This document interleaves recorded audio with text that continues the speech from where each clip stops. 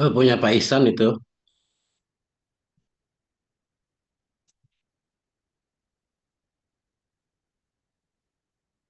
Supaya ini kan kalau ini share, ini tidak muncul di layar penuh itu. Atau saya coba,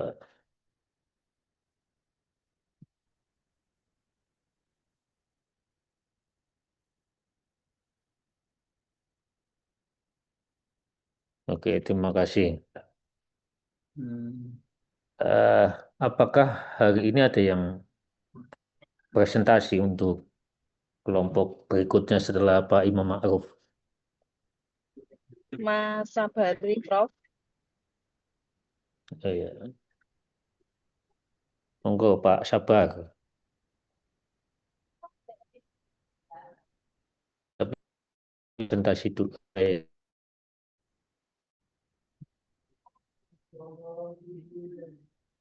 Muhammad Ihsan Fauzi ada ya. Ibu Rusmini Ada, ada. Prof. Bu Fitrianita, D, ada Prof. Pak Iwan, J hadir, Prof. Muhammad Rizky Al-Mubarok, I CSP yang Prof. nah, namanya siapa? Muhammad. Magdi Al-Madani. Iya. Kalau batu ini dari batu apa? Enggak, Bos. Itu nama kemarin yang akun Zoom ini dipakai untuk pertemuan yang lain, Prof. Untuk acara Oh, komunitas. oke. Sambil nunggu Pak Sabari menyiapkannya.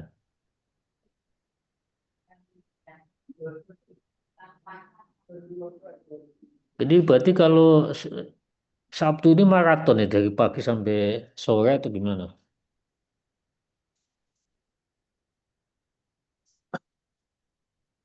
Oh, Ini bagus. yang terakhir. Ini yang terakhir. Tadi mulai setengah 7, Prof. Kyoto. Oh, Pak Gioto yang pagi ya. J. Tadi saya masuk kok yang isi Pak Imam Mujahid. Ternyata sama ya. Linknya sama, Prof. G. Jadi Hmm, untuk pagi sampai dengan siang. hmm.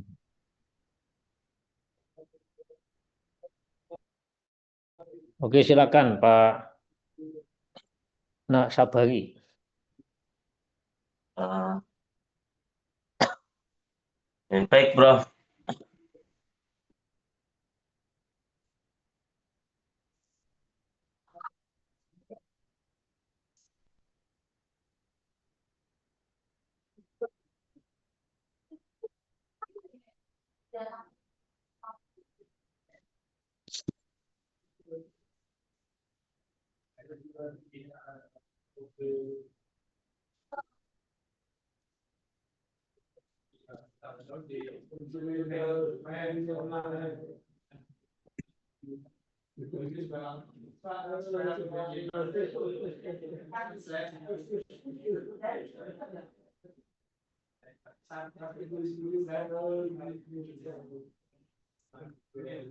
Silakan Pak Sabari.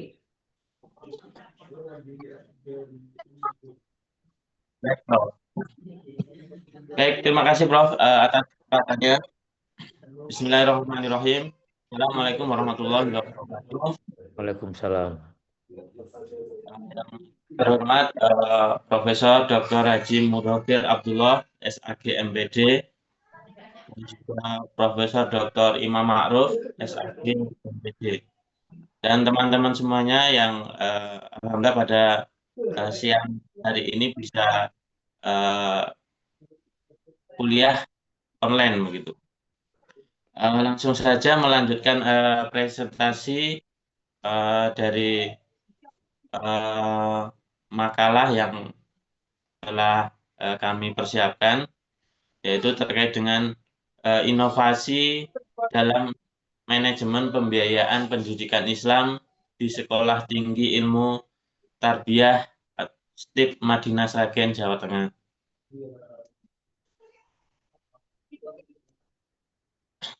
Nah, untuk pendahuluannya, pendidikan Islam memiliki peran strategis dalam membentuk karakter, meningkatkan religius, serta mengembangkan kecerdasan intelektual generasi muda. Dalam konteks tersebut, keberlangsungan dan peningkatan mutu pendidikan Islam sangat tergantung pada sistem pembiayaan yang baik, terencana, dan berkelanjutan. Manajemen pembiayaan yang inovatif sangat diperlukan untuk menjawab tantangan-tantangan yang ada, serta memastikan bahwa setiap alokasi dana benar-benar mendukung pencapaian mutu akademik, peningkatan fasilitas, dan kesejahteraan sivitas akademika. Pendekatan berbasis teknologi dan prinsip transparansi menjadi kunci utama agar pengelolaan keuangan di Stip Madinah dapat berjalan secara efisien, akuntabel, dan berorientasi pada pengembangan kualitas pendidikan secara berkelanjutan. Selanjutnya yaitu kerangka teori atau konsep teori. Ada 4 poin. Pertama adalah manajemen pembiayaan pendidikan Islam. Kedua, digitalisasi sistem keuangan. 3, partisipasi stakeholder dan filantropi Islam. Dan yang keempat adalah perencanaan strategis dan pengelolaan berbasis mutu. Terkait dengan kondisi Stip Madinah Sragen. Sekolah Tinggi Ilmu Tarbiyah atau Stip Madinah Sragen merupakan perguruan tinggi swasta yang berlokasi di Kabupaten Sragen, Provinsi Jawa Tengah. Institusi ini tergolong sebagai sekolah tinggi satu-satunya di Kota Sragen yang menyelenggarakan pendidikan tinggi Islam dengan fokus pada ilmu tarbiyah dan pendidikan Islam. Selanjutnya, Stip Madinah memiliki beberapa program studi jenjang sarjana S1 yang meliputi manajemen pendidikan Islam yang terakreditasi baik, kemudian pendidikan guru madrasah ibtidaiyah atau PGMI yang terakreditasi ataupun proses juga, pendidikan Islam anak usia dini atau PIAUD. Selanjutnya, inovasi yang bisa atau yang sedang diterapkan di Stip Madinah atau yang potensial bisa diterapkan. Nah, ada beberapa inovasi. Pertama adalah digitalisasi pembiayaan, digitalisasi pembayaran, dan pelaporan keuangan.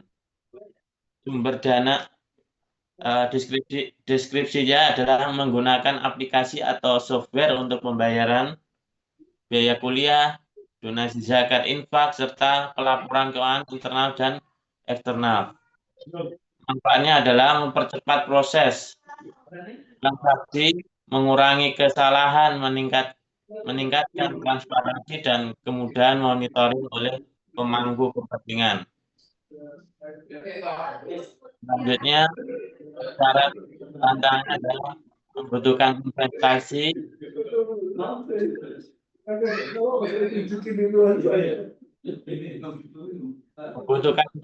perangkat keras dan lunak, pelatihan staf, sistem keamanan data, serta kesiapan pengguna, baik itu mahasiswa dan wali mahasiswa. Kemudian yang selanjutnya adalah sumber dana alternatif Islam. Ini adalah pemanfaatan dana dari zakat, wakaf, infak, filantropi alumni, dengan lembaga zakat, CSR, serta penerimaan hibah riset dan pengembangan. Manfaatnya adalah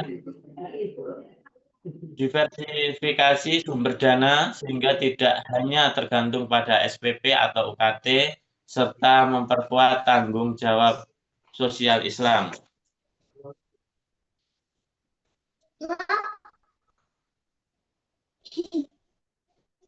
syarat tantangan yaitu pengelolaan rahasia, kepercayaan publik, akuntabilitas, penggunaan dana, serta prosedur legal yang memadai.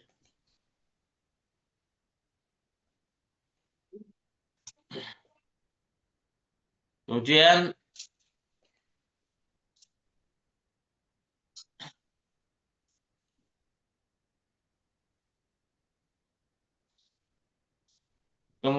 kemitraan dan kolaborasi. Inovasi yang berikutnya adalah terkait dengan kemitraan maupun kolaborasi. Kerjasama dengan lembaga pemerintah, universitas seperti IIM, Stik Iskarima, Staimas, kemudian dengan industri serta lembaga zakat wakaf untuk dukungan dana beasiswa dan MOU takmir masjid ataupun pengelola TPA. Manfaatnya adalah memperoleh dana hibah, sumber daya eksternal, pengalaman memperluas jaringan, serta meningkatkan visibilitas institusi. Kemudian syarat dan tantangannya perlu proses negosiasi yang matang, menjaga komitmen mutu, sinkronisasi kebutuhan dengan mitra, dan kesepakatan formal yang jelas. Nah, yang paling unik dari Stit Madinah Sragen ini adalah bagaimana Sekolah Tinggi Ilmu Tarbiyah Madinah Sragen ini memberikan beasiswa melalui MOU takmir masjid atau pengelola TPA, yaitu dengan membuat kerjasama pembuatan rumah Quran. Nah, bagi ustadz ataupun ustazah yang mengajar rumah Quran binaan Stit Madinah Sragen ini akan diberikan beasiswa kuliah di Stit Madinah Sragen.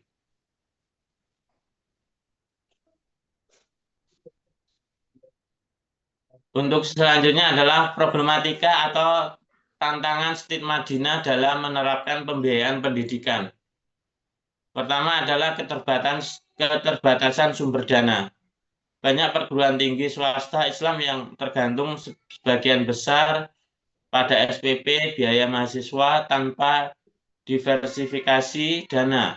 Jika jumlah mahasiswa stagnan atau turun, keuangan bisa tertekan dan otomatis kegiatan perkuliahan akan terganggu. Kemudian resistensi terhadap perubahan digital, baik dari pihak administrasi, keuangan, dosen, staf, bahkan mahasiswa atau orang tua yang belum terbiasa dengan sistem digital.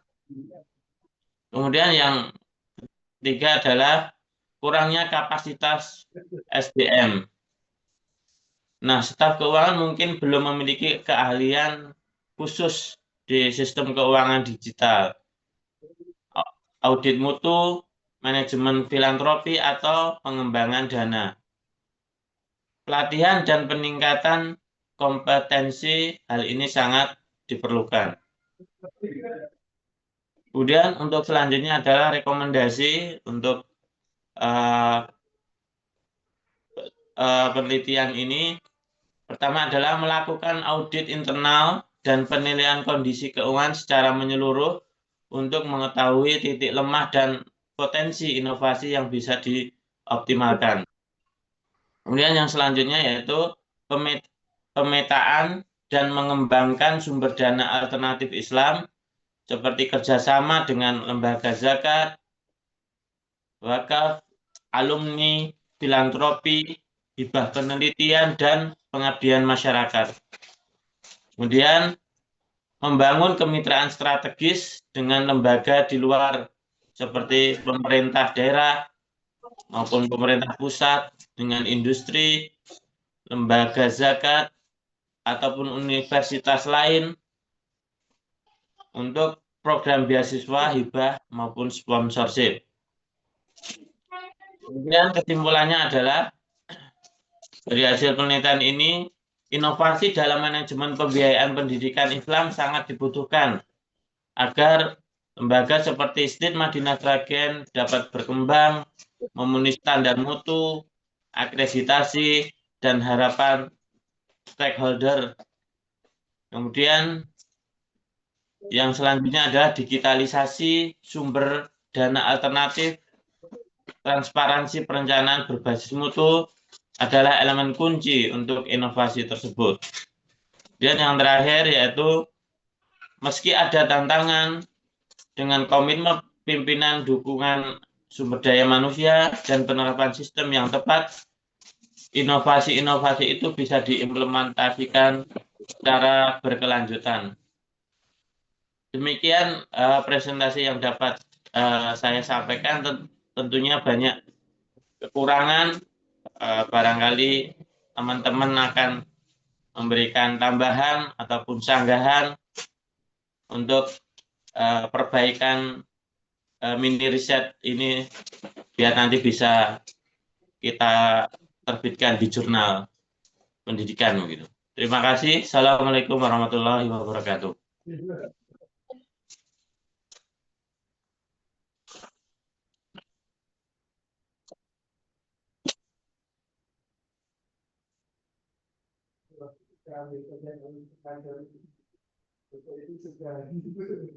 Teman-teman yang mau menambahkan atau Prof. Mudofir yang mengkritisi untuk perbaikan artikel ini.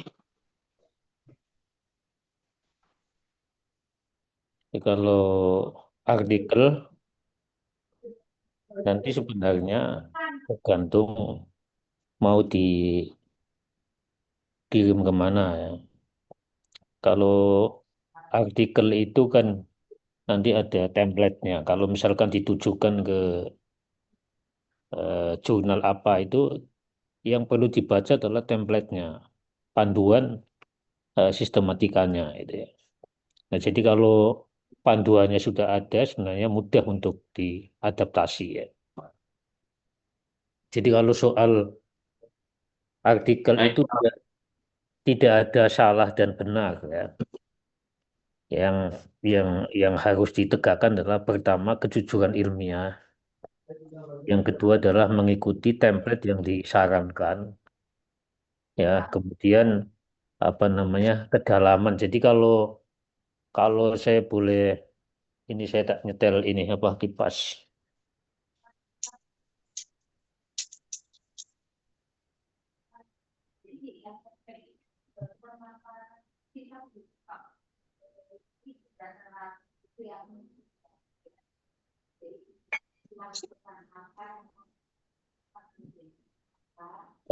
Artikel itu yang baik adalah pertama terdiri dari setiap ini ya, itu ada 4 hal yang harus diperhatikan. Pertama adalah ada angka ya, misalnya tahun ya atau persentase. Kemudian yang kedua ada tokoh, misalkan tokoh tertentu menurut ini menurut itu gitu ya. Kemudian yang ketiga adalah ada istilah atau konsep, misalnya konsep tertentu yang menggambarkan isi artikel. Dan yang keempat adalah teori. Jadi kalau artikel miskin data berupa angka, berupa tokoh, berupa konsep, berupa apa namanya teori, ya, itu berarti makalah itu seperti majelis taklim atau seperti novel ya. Ya, Prof. Ini satu contoh misalnya, kalau kita mau nulis inovasi pembiayaan ya misalnya. Misalkan inovasi pembiayaan pendidikan tinggi, studi kasus di Sragen misalnya. Karena saya tidak mendapatkan ini apa namanya makalah yang di-share gitu ya. Jadi kalau ya nanti sebentar. Kalau judulnya inovasi pembiayaan pendidikan tinggi studi kasus di Sragen, itu sejak halaman pertama itu sudah bicara begini. Data pembiayaan pendidikan tinggi di Sragen ada sekian persen, ya. Itu berarti sudah menyebut kota Sragen, sudah menyebut angka sekian tadi itu ya. Secara teori ini telah mencukupi berdasarkan, nah itu seperti itu gitu ya. Jadi bukan langsung tiba-tiba narasinya panjang sekali, tapi tidak berisi angka, tidak berisi data-data lain seperti toko, istilah, dan seterusnya. Nanti paragraf berikutnya, menurut Susanto, pakar keuangan di mana ya, disebut ya bahwa begini. Dalam bukunya begini. Itu nulis yang kayak begini ini emang berat, tapi itulah tulisan yang baik. Ya. Nah, jadi saya nanti tidak komentar artikelnya, saya anggap baik semualah. Tidak ada salah benar ya. Nanti yang penting bobot-bobot datanya itu harus ada di dalam setiap halaman. Dulu ketika di S3 misalnya saya di Jakarta, di UIN ya, UIN Jakarta, itu setiap halaman kalau nulis artikel itu harus minimal 7 catatan kaki atau 7 rujukan. Walaupun misalnya dengan ibid, opsid ya, untuk menunjukkan kedalaman dari sebuah artikel itu pada tiap halamannya. Nanti saya kasih contoh ya. Saya kasih contoh, nanti saya share bagaimana sebuah halaman dari artikel yang tajam itu berisi tahun, tokoh, nama, dan seterusnya. Tapi silakan diskusi dulu aja.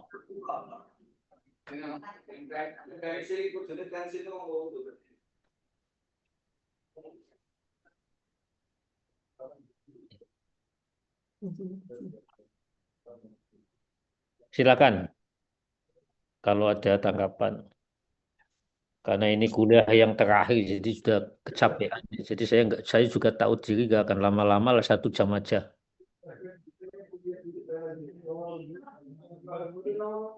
Oh, Mbak Tia atau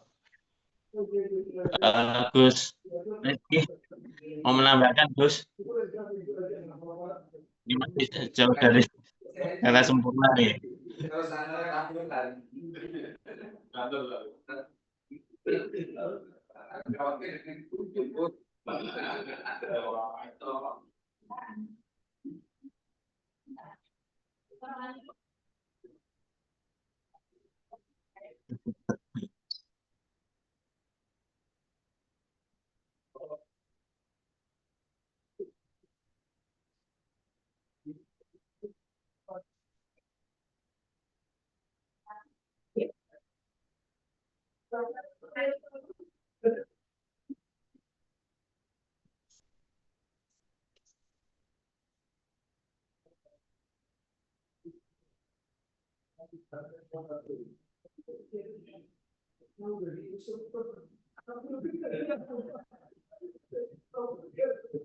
Saya masih rancu ini Pak Sabari. Ya, Mbak. Terkait dengan isi di artikel ya, itu kan yang bisa atau dapat diterapkan di STIT Madinah kan gitu. Apakah kemudian terkait dengan inovasi kebijakan pembiayaan ini sudah diterapkan atau belum di STIT Madinah? Kalau memang sudah, barangkali bisa tadi yang tersampaikan itu juga bisa kami adopsi di perguruan tinggi kami kan gitu. Tapi bahasa dalam artikel kok yang dapat dilakukan kan gitu. Artinya apakah kemudian inovasi itu sudah dilakukan atau belum di STIT Madinah Sragen? Matur nuwun. Ya. Baik, Mbak. Terkait dengan inovasi, terkait dengan pembiayaan ini proses, Mbak, sedang berjalan dan ini sebagian sudah berlangsung dan kami terutama terkait dengan inovasi yang unik itu pihak kampus ataupun sekolah tinggi itu memiliki badan amal usaha lain seperti halnya rumah Quran. Jadi rumah Quran ini kalau dikatakan pusatnya adalah di kampus Stit Madinah Sragen atau Pondok Pesantren Al Madinah Sragen, dan membuka kerjasama dengan takmir masjid ataupun pengurus TPA, MOU terkait dengan pengelolaan rumah Quran Al Madinah Sragen ini. Ibaratnya kita membuka kerjasama sebanyak-banyaknya dengan instansi yang di bawah naungan yayasan kami, terutama rumah Quran ini tadi, dan menyiapkan calon mahasiswa agar Stit Madinah Sragen ini tidak kekurangan mahasiswa ke depannya. Karena sekarang banyak sekolah tinggi itu sudah, terutama swasta yang kecil-kecil itu sudah mulai kukut, artinya karena ya kekurangan mahasiswa. Nah, untuk mengakali hal tersebut, Stit Madinah Sragen berproses yaitu memberikan beasiswa yang berkolaborasi dengan apa itu program yang sudah ada, yaitu satu sarjana satu satu desa satu sarjana. Nah, ini bisa bersinergi dengan satu desa satu rumah Quran ataupun satu desa satu mahasiswa yang diberikan beasiswa dari Stit Madinah Sragen gitu. Jadi berproses Mbak, belum sepenuhnya terrealisasi, tapi sudah ada apa itu beberapa yang sudah masuk, dan insya Allah nanti tahun depan itu sudah bisa diterapkan begitu untuk pembiayaan bersama. Begitu Mbak Fitria, terima kasih atas masukannya atau pertanyaannya begitu. Oke, terima kasih Mbak. Ya, berikutnya, biar hidup dulu, nanti saya merangkum semua.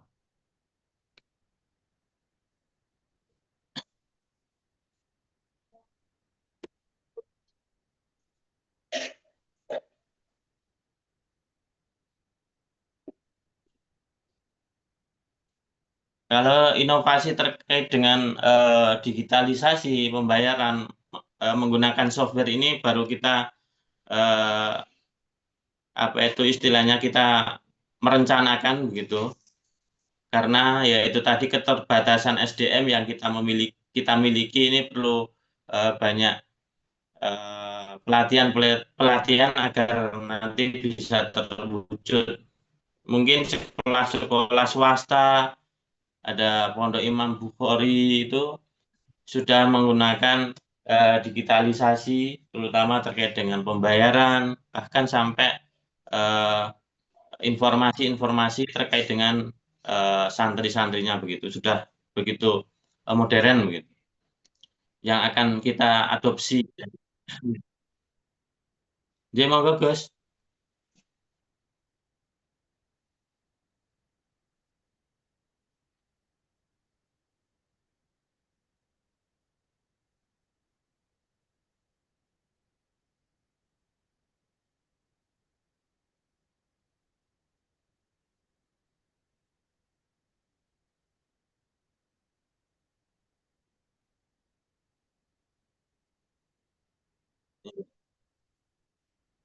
Kalau untuk digitalisasi dari kami belum merangkul sampai ke bank ini, Gus. Jadi baru sebatas yaitu tadi untuk perencanaan yang potensi untuk Stit Madinah ini.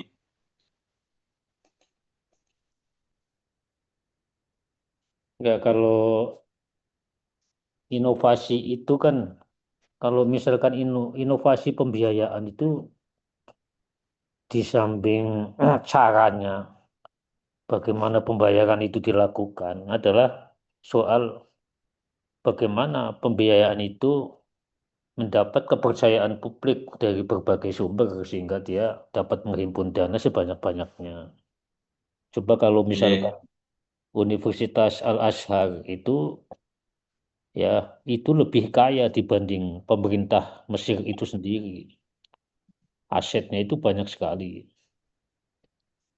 kepercayaan Iya. publik terhadap Al-Azhar, sehingga misalnya Mesir itu kan negara berkembang seperti Indonesia, tapi dia memberikan beasiswa kepada orang luar ya, itu begitu banyak sekali.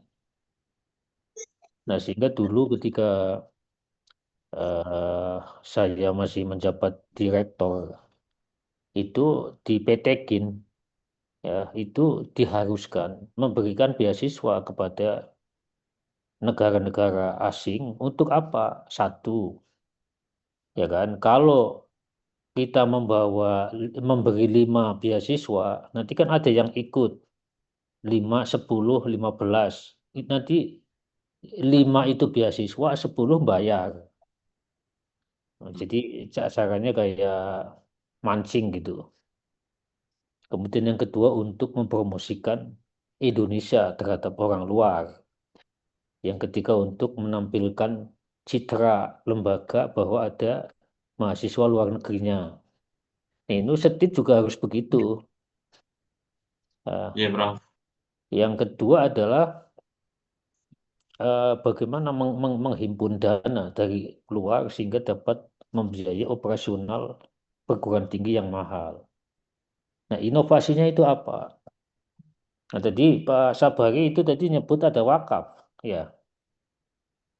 Nggih, Ada wakaf sama nggih, sama MOU terkait dengan pengelolaan rumah Quran, Prof. TPA kayak gitu. TPA ya. Kemudian Oke. juga punya hak loh untuk minta bantuan ke pemerintah, ya. Ini Nggih, satu Prof. contoh ya. Mungkin di NU, di Muhammadiyah juga punya lembaga-lembaga pendidikan. Dan ini satu contoh misalnya ya. Muhammadiyah itu adalah organisasi swasta, organisasi keagamaan yang paling kaya, nomor 4 di dunia. Karena asetnya luar biasa banyak ya. Dan kalau di Indonesia itu, ya artinya eh, Muhammadiyah mengambil peran civil society, menyelenggarakan pendidikan yang sesungguhnya tugas negara. Ini luar biasa loh ya. Nah, demikian juga mungkin di NU ya, yang pesantren-pesantrennya dan seterusnya. Nah, ini pertanyaan kita, mungkin ada yang bisa ini. Kenapa Muhammadiyah, UMS katakanlah ya, begitu hebat? Ya. Coba ada yang teliti inovasi pembiayaannya seperti apa. Ya, di antaranya memang melalui UKT atau sumbangan pertama. Ya. Jadi begitu masuk, dia masuk di ilmu ekonomi misalnya, itu harus bayar sekian puluh juta. Dihimpun misalkan UMS mahasiswanya ada 35 atau 40 juta. Coba kalikan, ketemunya berapa kalau per rata-ratanya ya, per mahasiswa itu 20 juta. Nah, untuk sampai pada tahap ini, lembaga-lembaga Islam itu kesulitan karena banyak pesaingnya. Nah, ini yang kemudian saya salut kalau ada universitas atau sekolah tinggi Islam yang dapat hidup, membiayai macam-macamnya, ya. Hebat. Ini seperti misalnya ini yang Pak Ihsan ya. Pak Ihsan itu namanya Al Hidayah ya. Itu kan jaringannya luas ya Pak Ihsan ya. Ya, Prof. Di Indonesia, seluruh Indonesia itu ya. Ada Prof di SIT ada. C. Hah? Ada. Ada ya. Itu dari Iya. sekolah dasar sampai perguruan tinggi. Perguruan tingginya belum. Perguruan tingginya masih sangat minimalis, Prof. Belum masih paling sampai institut itu, Prof. Belum. Oh, Sekolah tinggi belum sampai institut, Prof. iya, karena memang So, untuk ya. merubah ke institut ada syarat-syarat yang lain. Belum sampai situ, Prof. Masih Dan belum maju menurut saya, Prof. jumlah Ya. dokternya berapa, jumlah guru besarnya berapa, tanah yang dimiliki berapa. Itu setiap mau naik status itu persyaratan juga naik. Nah, ini yang ditampilkan oleh Pak Sabari ya. Iya, Prof. Ini inovasinya ya, digitalisasi pembayaran dan pelaporan keuangan ya oke, ini bisa meningkatkan transparansi ya. Sumber dana Iya, Prof. alternatif, pemanfaatkan dana dari zakat, wakaf, infak, filantropi alumni, kemitraan dengan lembaga zakat, ya, riset dan pengembangan, diversifikasi sumber dana sehingga tidak hanya bergantung pada SPP ya boleh, tapi diversifikasinya itu tadi ya zakat, filantropi. Nah ini berat itu, kecuali jumlah mahasiswanya banyak, jadi bisa lewat mahasiswa.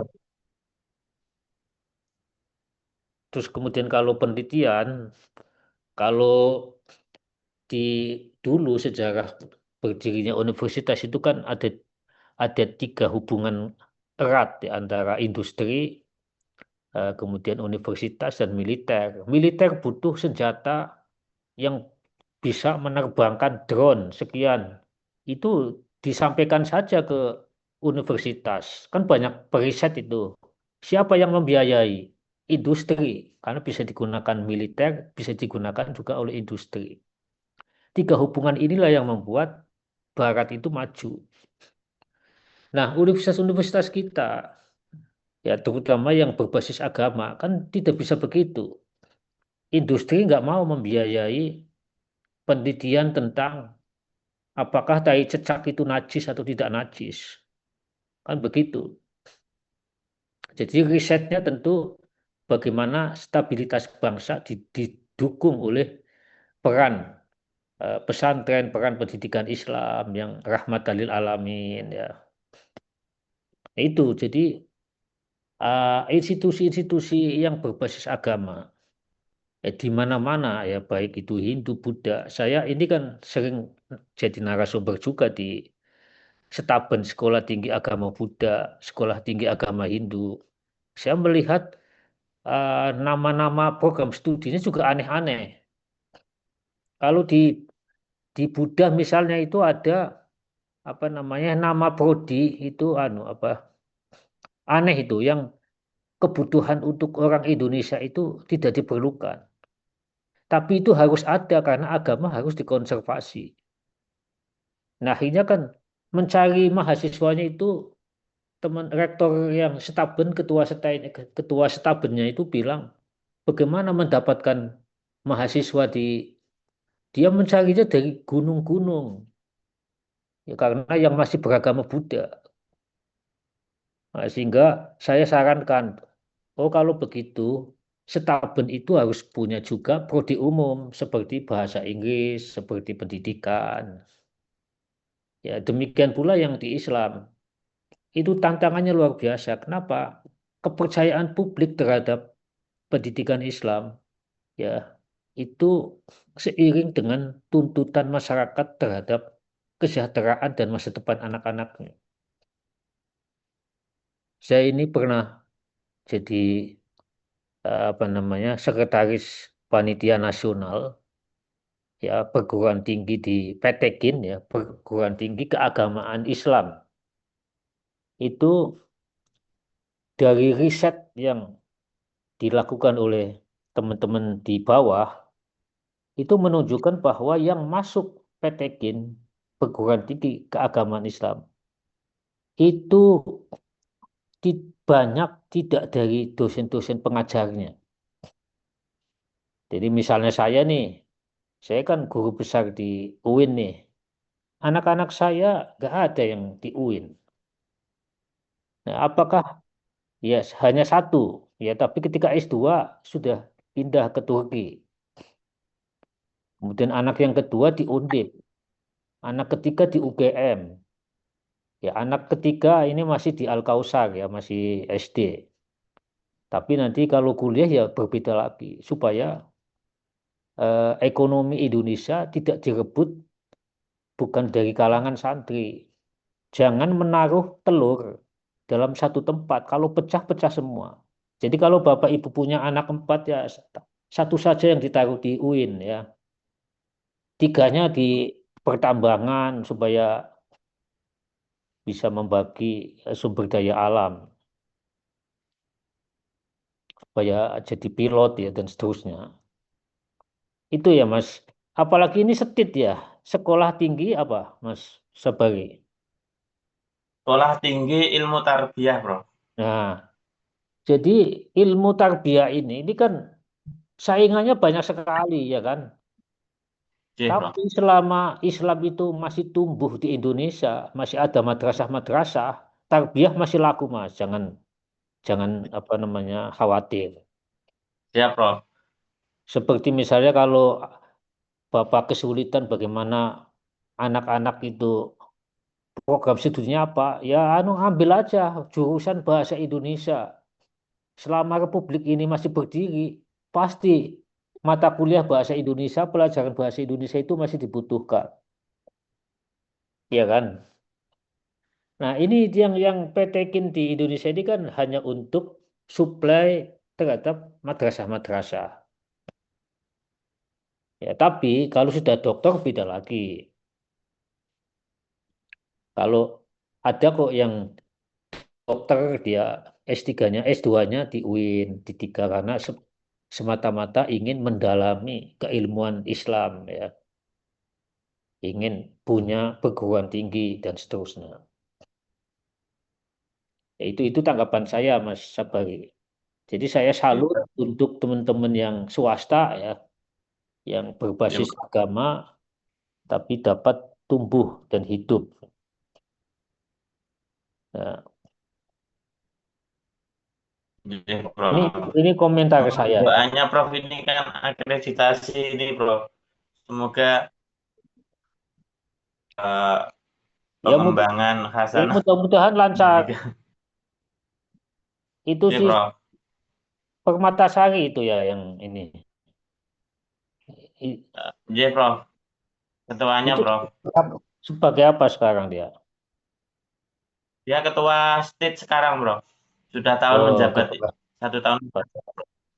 Ya, Habis ketua lulus doktor sekarang. kemarin, Bro. Iya, karena saya promotornya. Saya promotornya dia. Oh, oke, Prof. Itu kan biasanya kalau sudah doktor itu nanti dicari gitu. Ada seiring dengan Iya. apa kebutuhan lembaga-lembaga terhadap karena tidak semua orang itu kepikiran S3 gitu. Terbetik saja tidak itu. Nah, sehingga kemudian Indonesia masih dianggap sebagai negara yang dengan lulus S3-nya itu masih minim sekali, kalah jauh dibanding Iran ya.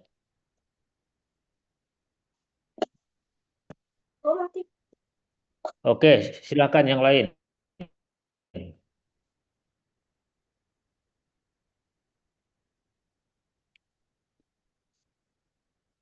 Ya, nanti kita selesai di jam 11.30 lah ya, karena kelihatannya sudah capek tadi.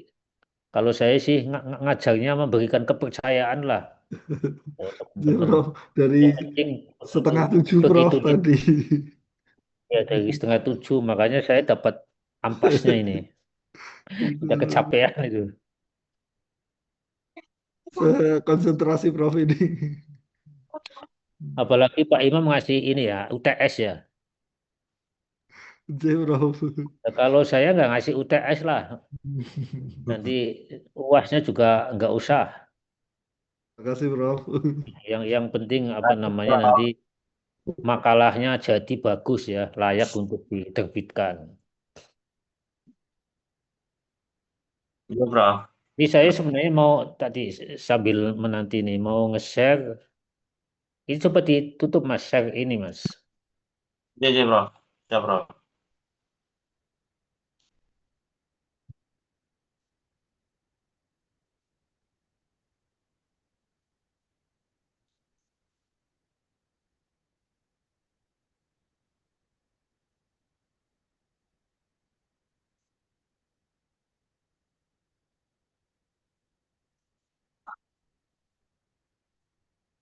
Ampun, Prof.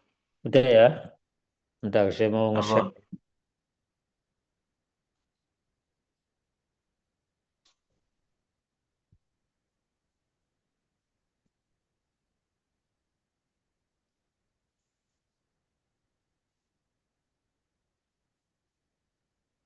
Ini saya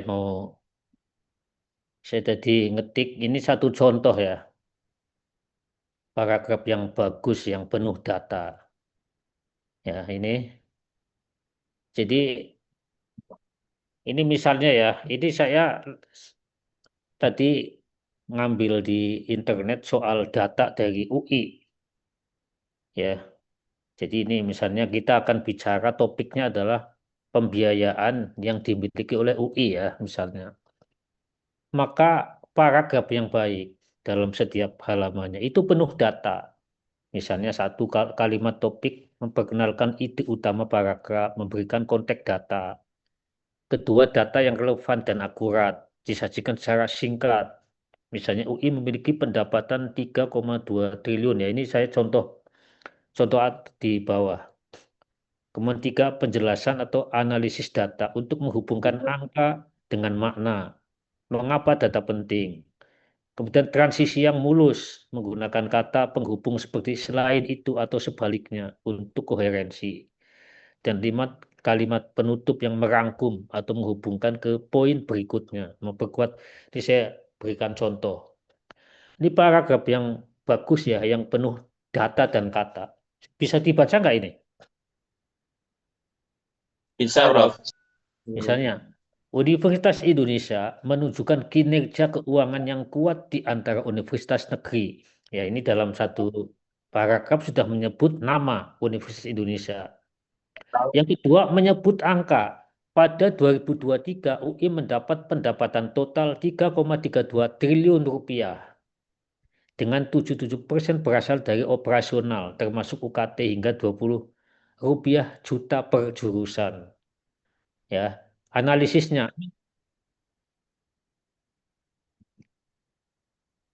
Nah, terus angka belum ke atas. Contohnya belum kebaca, Prof. Masih apa? Contohnya belum kebaca. Contoh paragraf. Oh, Contoh contohnya belum. paragrafnya belum. Ini sudah? Nah, sudah, Prof. Sudah. Nah, ini contoh paragrafnya ini. Contoh paragraf yang bagus, apapun judulnya, ya, itu sudah penuh dengan data. Nah, jadi kalau kamu, ini kalimat yang efektif sekali. Ini judulnya tentang, misalnya saya kasih judul ya, tentang apa? Pembiayaan Universitas Indonesia. Nah, maka kita ini dalam paragraf ini saya kan tadi bilang menyebut nama, menyebut angka, ya, menyebut konsep atau analisis dan seterusnya. Itu kalau paragraf itu yang bagus. Ini contoh. Universitas Indonesia menunjukkan kinerja keuangan yang kuat di antara universitas negeri. Saya menyebut apa di sini? Universitas ya. Ya. Pada 2023 saya menyebut angka. Pada 2023 UI mencatat pendapatan total 3,32 triliun rupiah. Ya, ini sudah menyebut data ini. Dengan 77% berasal dari operasional, termasuk UKT hingga 20 juta rupiah per jurusan. Ini sedikit analisis. Angka ini mencerminkan diversifikasi sumber dana non-APBN sebesar 88%. Menjadikan UI unggul dalam akses subsidi seperti KIP kuliah. Nah, ini sedikit bertentangan. Namun ketergantungan pada UKT membuatnya rentan terhadap inflasi biaya. Oleh karena itu, ini perlu memperluas model seperti dana abadi untuk keberlanjutan jangka panjang. Coba, menurut kalian, ini satu paragraf berbobot nggak? Berbobot, Prof. Nah, inilah yang dimaksud sebagai kalimat yang bagus. Nanti kalau kalimat berikutnya ya misalnya di bawah. Menurut ya misalkan menurut Susanto ya misalnya apa yang dicapai oleh UI adalah sebuah keberhasilan dalam pencapaian pembiayaan. Pencapaian pembiayaan. Nah, ini kalau ini saya menyebut menurut Susanto ini sudah hebat sekali, ya kan? Secara teori, ya sebagaimana diungkap oleh Helden dalam bukunya, sebut saja bukunya, ya kan, menyatakan ya bahwa ini kalimat-kalimat yang bermutu ini dan seterusnya. Terus nih pada sebagai perbandingan nih misalnya, terbaca nggak ini Mas? Sekali Pak. Jelas. Ya, sebagai perbandingan, ya Universitas Harvard telah sukses dalam ya dan seterusnya dan seterusnya. Jadi ini ada menyebut ini kalimat-kalimat yang bagus. Ya, tapi untuk mencapai ini memang harus ada buku yang banyak dibuka gitu loh. Agak sedikit sedikit payah yaitu kan seiring keringat yang dikeluarkan. Tapi ya nggak usah ideal kayak begini ya. Ini kan saya memberikan contoh karena tadi ditanya bagaimana sih artikel yang bagus. Ya contohnya adalah di dalamnya banyak data. Itu kalau kamu bikin penelitian itu sudah diterima itu. Belum-belum sudah ada angka, ada teori, ada analisis, ada macam-macam ya.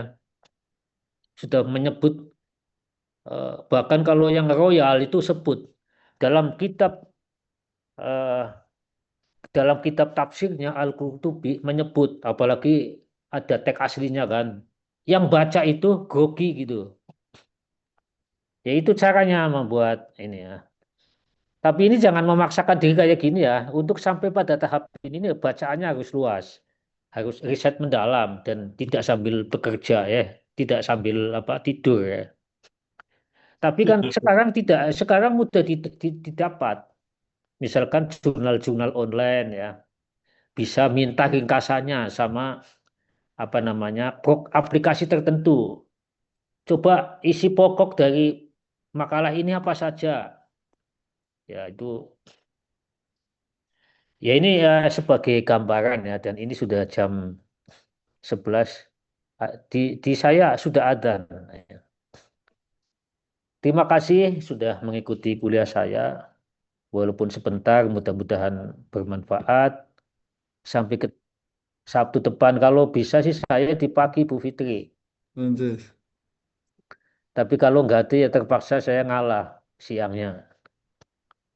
Terima kasih kita tutup dengan baca hamdalah. Alhamdulillahirabbil alamin. Alhamdulillah. Wassalamualaikum warahmatullahi wabarakatuh. Waalaikumsalam warahmatullahi wabarakatuh. Atur suwun, Prof. Terima kasih, Prof. Mohon izin live. Ya, Prof. Prof.